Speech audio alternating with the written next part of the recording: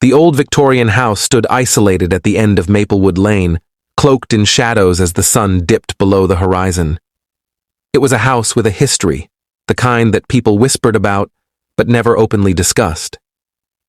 12-year-old Kevin had heard the stories, tales of ghostly apparitions, strange noises in the night, and a curse that befell anyone who dared to live there. But Kevin wasn't easily scared. He loved the house's grandeur, its creaky charm, and the way it made him feel like he was living in a different era. It was the night before Christmas, and Kevin's parents had gone to a late-night Christmas party, leaving him alone for the first time. He had begged them to let him stay home, promising he'd be fine. After all, he was old enough to take care of himself, and it was just one night. As he watched their car disappear down the long, winding driveway, Kevin felt a mix of excitement and apprehension. The house seemed different when he was alone, the silence deeper, the shadows darker. He shrugged off the unease and decided to make the most of it.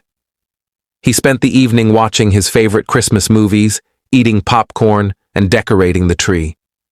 The house was warm and cozy, the lights twinkling, the fire crackling. It was perfect.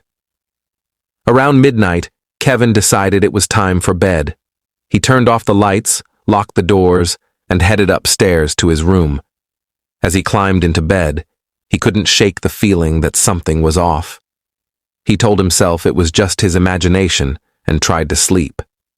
He was on the verge of drifting off when he heard it. A soft, almost imperceptible scratching sound coming from downstairs.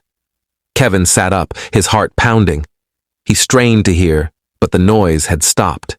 Probably just the wind. He muttered to himself, pulling the covers up to his chin. But the sound came again, louder this time, accompanied by a faint, echoing laugh. Kevin's blood ran cold. He knew that laugh. It was the same one he'd heard in the stories about the house.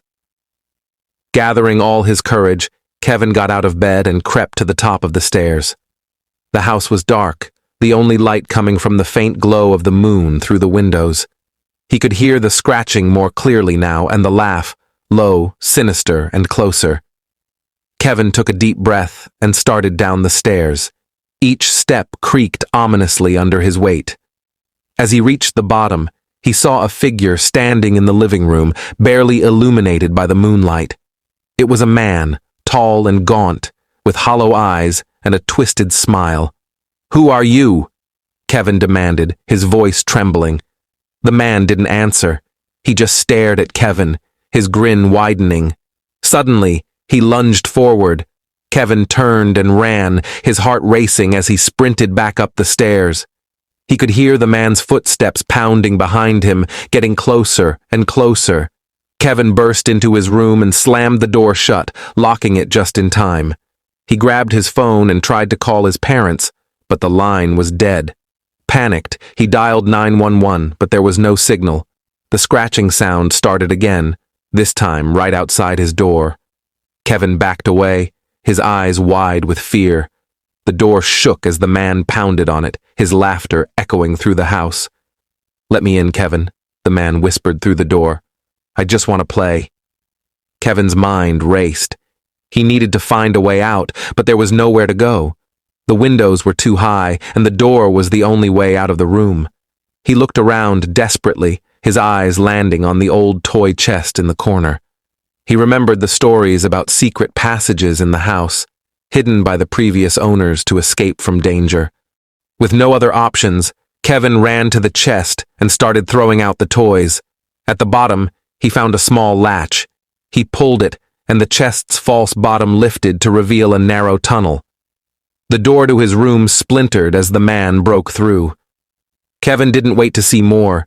He crawled into the tunnel and pulled the lid shut behind him, plunging himself into darkness.